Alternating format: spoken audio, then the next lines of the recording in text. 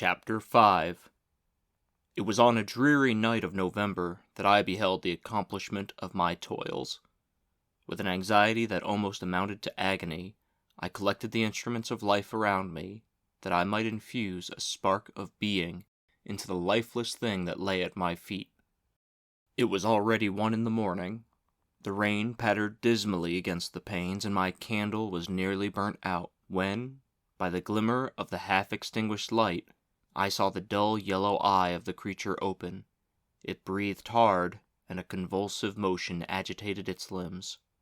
How can I describe my emotions at this catastrophe, or how delineate the wretch whom with such infinite pains and care I had endeavored to form? His limbs were in proportion, and I had selected his features as beautiful. Beautiful! Great God! His yellow skin scarcely covered the work of muscles and arteries beneath. His hair was of a lustrous black and flowing, his teeth of a pearly whiteness, but these luxuriances only formed a more horrid contrast with his watery eyes, that seemed almost the same color as the dun-white sockets in which they were set, his shriveled complexion and straight black lips. The different accidents of life are not so changeable as the feelings of human nature. I had worked hard for nearly 2 years for the sole purpose of infusing life into an inanimate body. For this I had deprived myself of rest and health. I had desired it with an ardor that far exceeded moderation. But now I had finished. The beauty of the dream vanished, and the breathless horror and disgust filled my heart. Unable to endure the aspect of the being I had created, I rushed out of the room and continued a long time traversing my bedchamber. Unable to endure the aspect of the being I had created, I rushed out of the room and continued a long time traversing my bedchamber, unable to compose my mind to sleep. At length lassitude succeeded to the tumult that I had before endured, and I threw myself on the bed in my clothes, endeavoring to seek a few moments of forgetfulness. But it was in vain. I slept indeed, but I was disturbed by the wildest dreams. I thought I saw Elizabeth, in the bloom of health, walking in the streets of Ingolstadt. Delighted and surprised, I embraced her, but as I imprinted the first kiss on her lips, they became livid with the hue of death. Her features appeared to change, and I thought that I had held the corpse of my dead mother in my arms. A shroud enveloped her form, and I saw the grave worms crawling in the folds of the flannel. I started from my sleep with horror. A cold dew covered my forehead, my teeth chattered, and every limb became convulsed, when, by the dim and yellow light of the moon, as it forced its way through the window shutters, I beheld the wretch, the miserable monster whom I had created. He held up the curtain of the bed, and his eyes, if eyes they may be called, were fixed on me. His jaws opened, and he muttered some inarticulate sounds, while a grin wrinkled his cheeks. He might have spoken, but I did not hear. One hand was stretched out, seemingly to detain me, but I escaped and rushed downstairs. I took refuge in the courtyard belonging to the house which I inhabited, where I remained during the rest of the night, walking up and down in the greatest agitation, listening attentively, catching and fearing each sound as if it were to announce the approach of the demoniacal corpse to which I had so miserably given life. Oh, no mortal could support the horror of that countenance. A mummy again endued with animation could not be so hideous as that wretch. I had gazed on him while unfinished. He was ugly then, but when those muscles and joints were rendered capable of motion, it became a thing such as even Dante could not have conceived. I passed the night wretchedly. Sometimes my pulse beat so quickly and hardly that I felt the palpitation of every artery. At others, I nearly sank to the ground through languor and extreme weakness.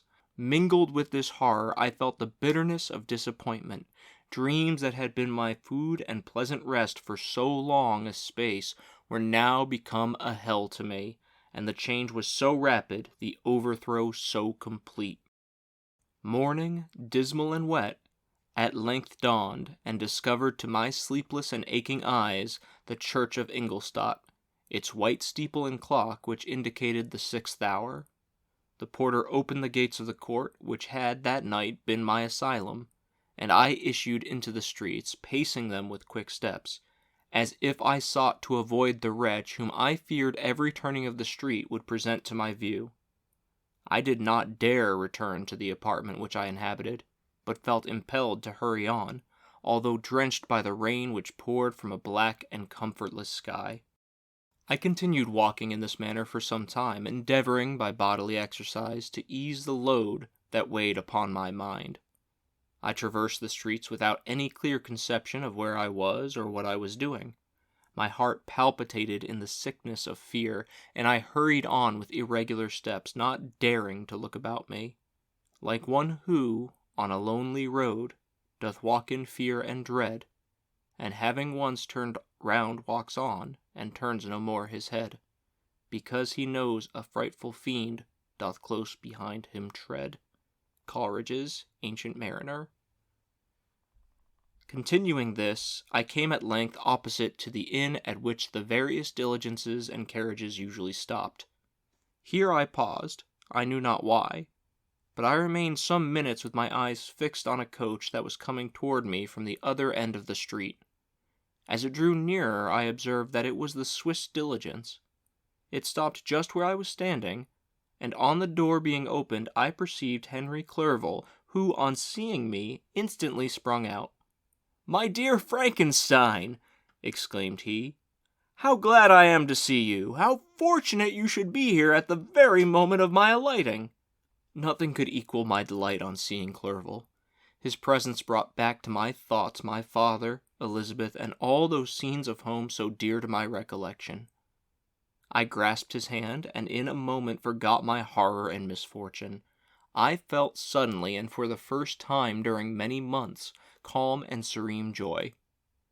I welcomed my friend, therefore, in the most cordial manner, and we walked towards my college. Clerval continued talking for some time about our mutual friends, and his own good fortune in being permitted to come to Ingolstadt.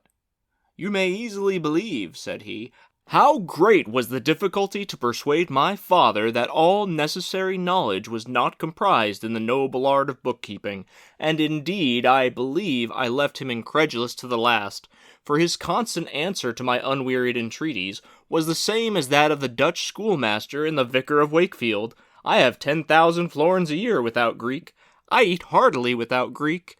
But his affection for me at length overcame his dislike of learning, and he has permitted me to undertake a voyage of discovery to the land of knowledge." "It gives me the greatest delight to see you, but tell me how you left my father, brothers, and Elizabeth." "Very well and very happy, only a little uneasy that they hear from you so seldom. By the by, I mean to lecture you a little upon their account myself. But, my dear Frankenstein," continued he, stopping short and gazing full into my face, "I did not before remark how very ill you appear, so thin and pale. You look as if you had been watching for several nights."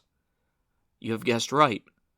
I have lately been so deeply engaged in one occupation that I have not allowed myself sufficient rest, as you see. But I sincerely hope, that all these employments are now at an end, and that I am at length free." I trembled excessively. I could not endure to think of, and far less to allude to, the occurrences of the preceding night. I walked with a quick pace, and we soon arrived at my college. I then reflected, and the thought made me shiver, that the creature whom I had left in my apartment might still be there, alive and walking about. I dreaded to behold this monster, but I feared still more that Henry should see him. Entreating him, therefore, to remain a few minutes at the bottom of the stairs, I darted up towards my own room. My hand was already on the lock of the door before I recollected myself. I then paused, and a cold shiver came over me. I threw the door forcibly open, as children are accustomed to do when they expect a spectre to stand in waiting for them on the other side, but nothing appeared. I stepped fearfully in. The apartment was empty, and my bedroom was also freed from its hideous guest. I could hardly believe that so great a good fortune could have befallen me, but when I became assured that my enemy had indeed fled, I clapped my hands for joy and ran down for Clerval. We ascended into my room, and the servant presently brought breakfast. I was unable to contain myself. It was not joy only that possessed me. I felt my flesh tingle with excess of sensitiveness, and my pulse beat rapidly. I was unable to remain for a single instant in the same place. I jumped over the chairs, clapped my hands, and laughed aloud. Clerval at first attributed my unusual spirits to joy on his arrival, but when he observed me more attentively, he saw a wildness in my eyes for which he could not account, and my loud, unrestrained, heartless laughter frightened and astonished him. "My dear Victor," cried he, "what for God's sake is the matter? Do not laugh in that manner. How ill are you? What is the cause of all this?" "Do not ask me," cried I, putting my hands before my eyes, for I thought I saw the dreaded spectre glide into the room. "He can tell. Oh, save me, save me." I imagined that the monster seized me. I struggled furiously and fell down in a fit. Poor Clerval! What must have been his feelings? A meeting which he anticipated with such joy so strangely turned to bitterness. But I was not the witness of his grief, for I was lifeless and did not recover my senses for a long, long time. This was the commencement of a nervous fever which confined me for several months. During all that time Henry was my only nurse. I afterwards learned that, knowing my father's advanced age and unfitness for so long a journey, and how wretched my sickness would make Elizabeth, he spared them this grief by concealing the extent of my disorder. He knew that I could not have a more kind and attentive nurse than himself, and, firm in the hope he felt of my recovery, he did not doubt that, instead of doing harm, he performed the kindest action that he could towards them. I was in reality very ill, and surely nothing but the unbounded and unremitting attentions of my friend could have restored me to life. The form of the monster on whom I had bestowed existence was forever before my eyes, and I raved incessantly concerning him. Doubtless my words surprised Henry. He at first believed them to be the wanderings of my disturbed imagination, but the pertinacity with which I continually recurred to the same subject persuaded him that my disorder indeed owed its origin to some uncommon and terrible event. By very slow degrees, and with frequent relapses that alarmed and grieved my friend, I recovered. I remembered the first time I became capable of observing outward objects with any kind of pleasure. I perceived that the fallen leaves had disappeared, and that the young buds were shooting forth from the trees that shaded my window. It was a divine spring, and the season contributed greatly to my convalescence. I felt also sentiments of joy and affection revive in my bosom. My gloom disappeared, and in a short time I became as cheerful as before I was attacked by the fatal passion. "Dearest Clerval," exclaimed I, "how kind, how very good you are to me! This whole winter, instead of being spent in study, as you promised yourself, has been consumed in my sick room. How shall I ever repay you? I feel the greatest remorse for the disappointment of which I have been the occasion, but you will forgive me." "You will repay me entirely if you do not decompose yourself, but get well as fast as you can, and since you appear in such good spirits, I may speak to you on one subject, may I not?" I trembled. One subject? What could it be? Could he allude to an object on whom I dared not even think? "Compose yourself," said Clerval, who observed my change of color. "I will not mention it if it agitates you, but your father and cousin would be very happy if they received a letter from you in your own handwriting. They hardly know how ill you have been, and are uneasy at your long silence." "Is that all, my dear Henry? How could you suppose that my first thought would not fly towards those dear, dear friends whom I love and who are so deserving of my love? If this is your present temper, my friend, you will perhaps be glad to see a letter that has been lying here some days for you. It is from your cousin, I believe."